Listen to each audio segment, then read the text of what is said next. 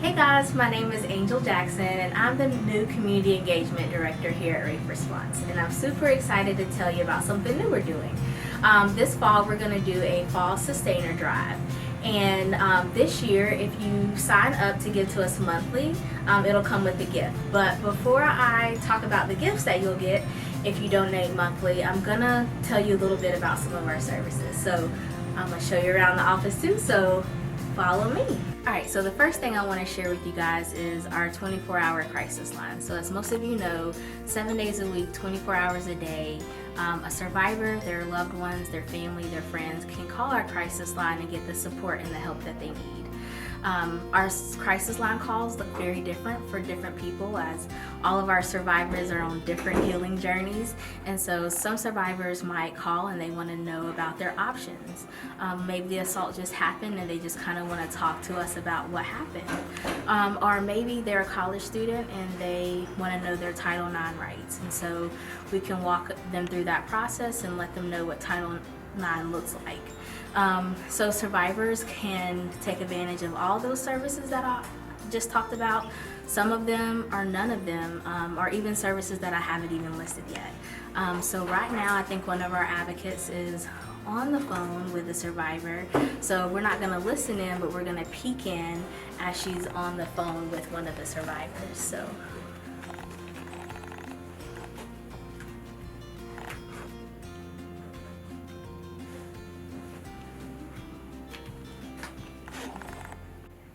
Okay. Well, I just want to say thank you so much for taking the time to talk to me today. Is it okay if I follow up with you in a couple days after talking to... Okay, perfect, awesome. Well, you have my cell phone number, so if you need anything in the time, being before I reach out to you, just let me know. But I will get with the shelter that we talked about, and then I'll let you know what I find out, okay?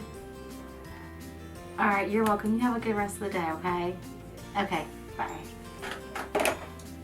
I saw you just finished up with a crisis call. I'm so glad that you were here to be able to answer that call. I hate that someone's got hurt, but can you share anything about that call? Absolutely.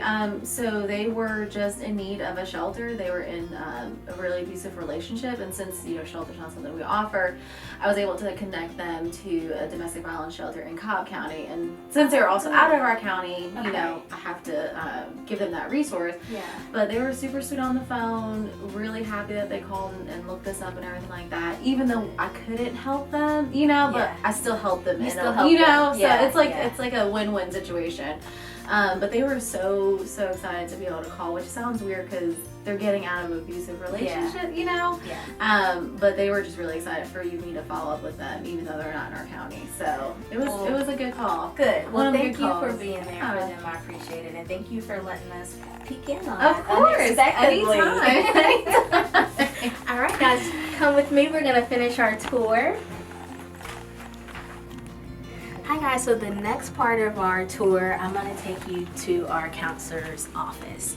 And our counseling is free for sexual assault survivors in our area, and we do it in-house here in Gainesville. So I'm going to introduce you to our therapist, Stacy, now. Stacy, hello. So y'all come on in.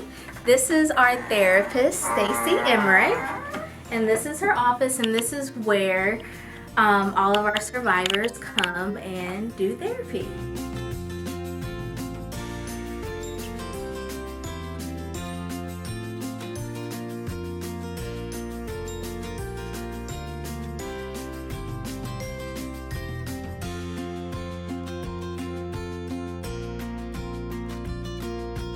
I'm Stacy. I'm the counselor at Rape Response.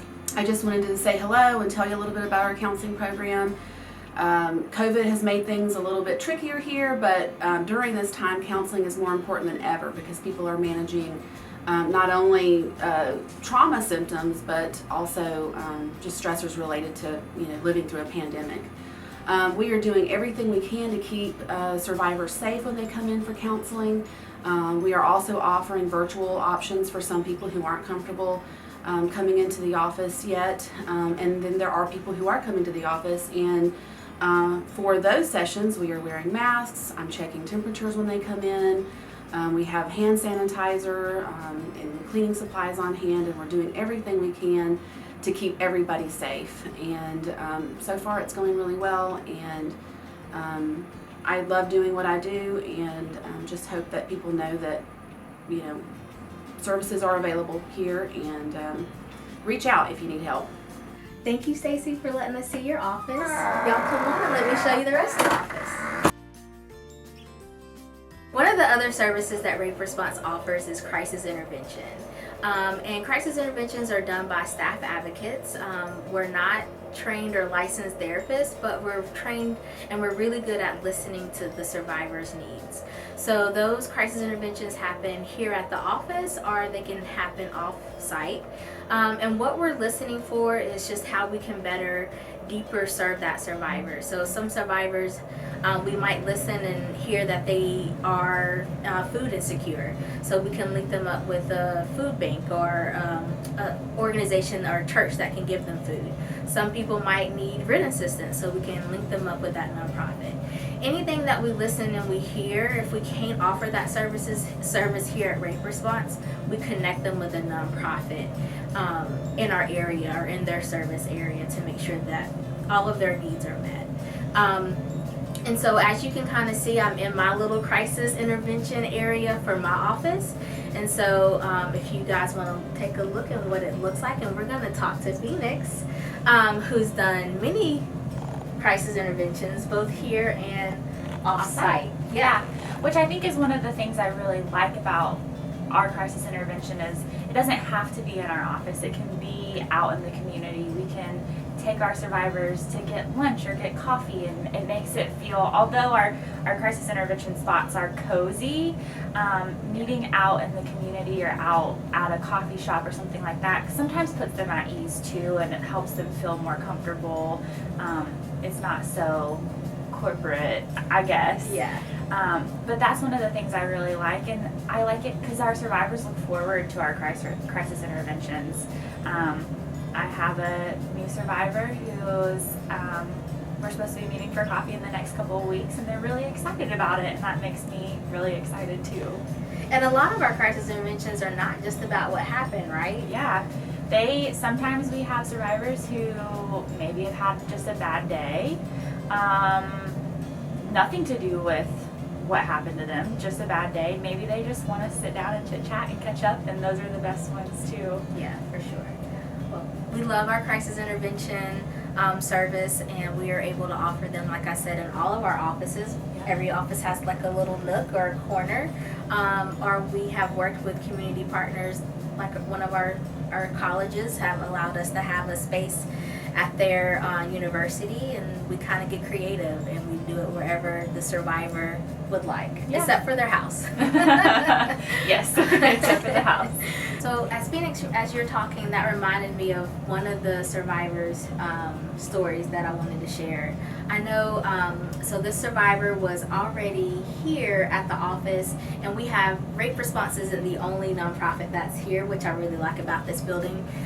She was going to another nonprofit, and she happened to see our name on the inside because our name is not published on the outside. And so she somehow found me in one of the offices, and actually in our break room, and I could tell that she was about to start crying. And so she said, "Hey, do you work at Rape Response?" And I said, "Yeah, why don't we come to my office and we could talk a little bit about that," because I could tell I didn't want her to have a breakdown in the middle of our break room around other people. So I brought her down to my office, and we probably had about an hour crisis intervention, and she kind of told me a little bit about her story, but really she wanted me to know about like just the after effects. And so as I'm listening, I told her that we offer free counseling here, and she started crying, and she didn't realize there's a free resource here in the county. And so I was able to link her with Stacy, which you guys met earlier, and so she started counseling, and she found me a couple of weeks later and said, "Hey, I really appreciate what you did for me, but I'm so embarrassed I didn't catch your name." And so I was like, "Oh, well, my name's Angel." She's like, "Oh, my guardian angel sent me to my angel at Rape Response to help." So that helped me because I know it's hard work what we do, but sometimes when you have those rewarding moments, it makes you realize and remember why we do the work we do. So that's one little survivor story I can share for crisis intervention that really has stayed with me all these years. So yeah. So that's about our crisis interventions. Alright guys, now next we're going to talk about the medical accompaniment piece, but before I do that I want to take you up to where our inventory is. So I'm going to let you guys follow us where our inventory is, and because we're still during COVID times, I'm going to put my mask as I walk down the hall.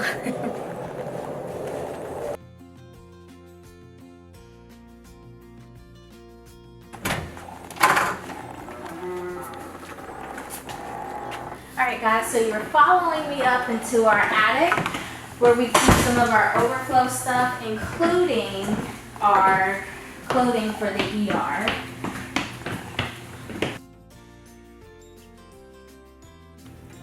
Alright, so like I was said when I was coming up the stairs, I had to take a second to catch my breath. We go to the emergency room with all of our survivors who choose to go to the emergency room and have a SANE kit. And so what that is, if you're in a 5-day window, you can go to Northeast Georgia Medical Center here in Gainesville and have a rape kit done. And if you want to know more about that, look on our website. You can have a good, decent chunk of information about what that looks like. But oftentimes when they go to the emergency room, their clothes are taken into evidence, and so we don't want a survivor to go home in a backless gown or paper scrubs. So we provide them with clothing, so shirt, top, bottom, underwear. Sometimes we even have flip-flops at the emergency room. In the rare case they have to take their shoes. That doesn't happen often, but sometimes it does. And so I'm gonna let Erica show you what our inventory looks like and kind of what is at the emergency room. Okay, so at the ER, before it gets to the ER, we keep all of these blue bins filled with different sizes of mostly t-shirts or long sleeve shirts and elastic waist sweatpants or shorts.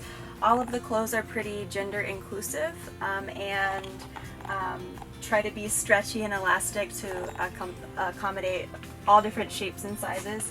And then, like Angel said, we have shirts and pants for all seasons, as well as underwear, flip-flops, and any other clothing items that somebody might need if theirs is taken as evidence. And so as you can see, there's a pretty big inventory. We try to keep it nice and neat so we know what's in each bin if we have to replace them. And then we also have seasons, I think, right? Yeah, so we have short sleeves for summer and then long sleeves for winter. So that is our inventory for ER clothes. Alright guys, so as we're wrapping up showing you some of the services that we have, the last program I want to talk about is our education program. And it's a program that's really near and dear to my heart. I do oversee the education program, and in a second you'll talk to Phoenix. She oversees the day-to-day stuff with the education program. But we have the opportunity to be in our middle, high school, and college campuses in all 6 of our counties. And what I really love about it is, you know, statistics say that 1 in 10 children will be sexually abused by their 18th birthday. And that's a lot of students. And so we know that is happening, and I love that we're in the school systems, and when we get disclosures, they disclose to our educators, and they in turn let us know that we have that disclosure, and we're able to offer services to the survivor, to their families, and to their loved ones. And so I really love that we're in the school systems, hopefully to prevent it, right? So that we can work ourselves out of a job. It would be nice to not have to need an organization like Rape Response. That's my hope one day. But until then, we're going to do everything that we can to educate the kids about what consent looks like and how to stay healthy and make smart, healthy decisions. But Phoenix is going to talk a little bit about our programs, and then she's going to share what she does on a day-to-day basis. So, like Angel said, we're in middle schools, high schools, and our local college campuses. So we start out with our Let's Talk program in 6th grade, where we are basically talking about healthy ways to communicate with one another in any relationship in your life, whether that's with a dating partner, a parent or guardian, sibling, teacher, a stranger on the street. We talk about healthy ways to communicate and what that looks like. 7th grade, we're really focusing on healthy relationships and signs of abusive or unhealthy relationships. We talk about consent in 7th grade, and we talk a lot about boundaries and setting boundaries and how to set boundaries. 8th grade is our longest program. It's a 3-day program typically, and we focus a lot on the Georgia sexual assault laws because in 8th grade Georgia studies, that's what they're learning. So we talk a lot about consent, we talk about risk factors, lowering risk. The second day they watch a video, and the third day we come back and we do like a mock trial, and the kids really seem to enjoy that.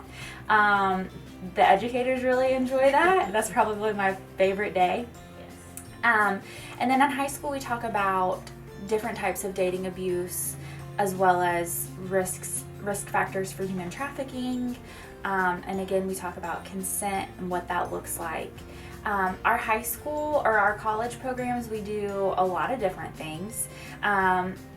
We typically will do RA trainings for our colleges. We'll do freshman orientation programs for our colleges. We'll do a One Love program called Escalation on a lot of our college campuses that just talks about dating abuse.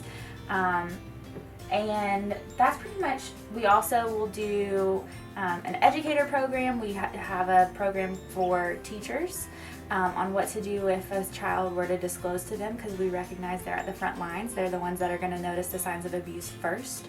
And then we also do a parent program where we preview all of our middle and high school programs with parents so they're able to see what their kids are learning. Pretty much day to day, I'm in charge of scheduling. We have a good relationship with the counselors in our county, so I reach out to them directly to get classes scheduled, or if they need anything, if they have survivors who come to their office, we've got counselors who will reach out to us and have us come in and meet with those survivors with parent permission, obviously. But because of the education program, we're able to have those good relationships with the counselors, which we're really thankful for.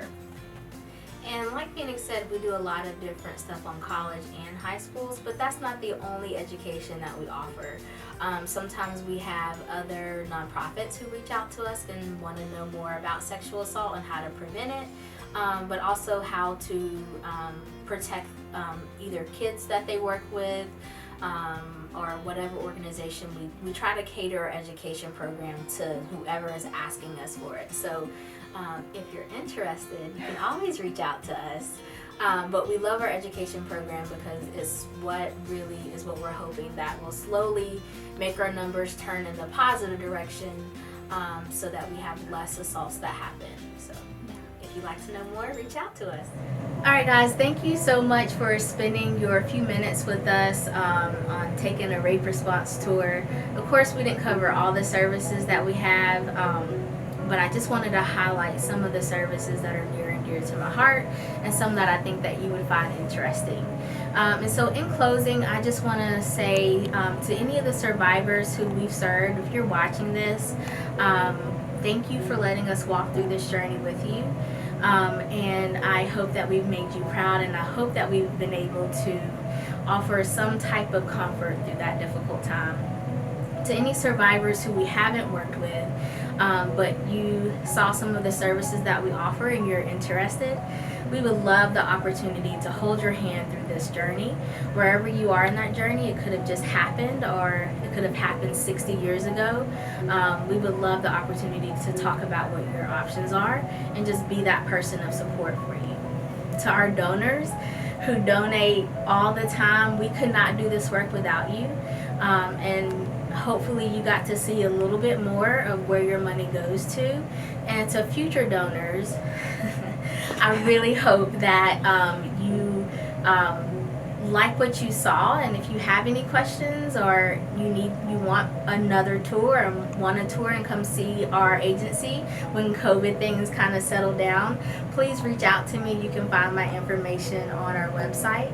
And thank you guys so much for donating, and thank you for watching this video. We hope to talk to you soon.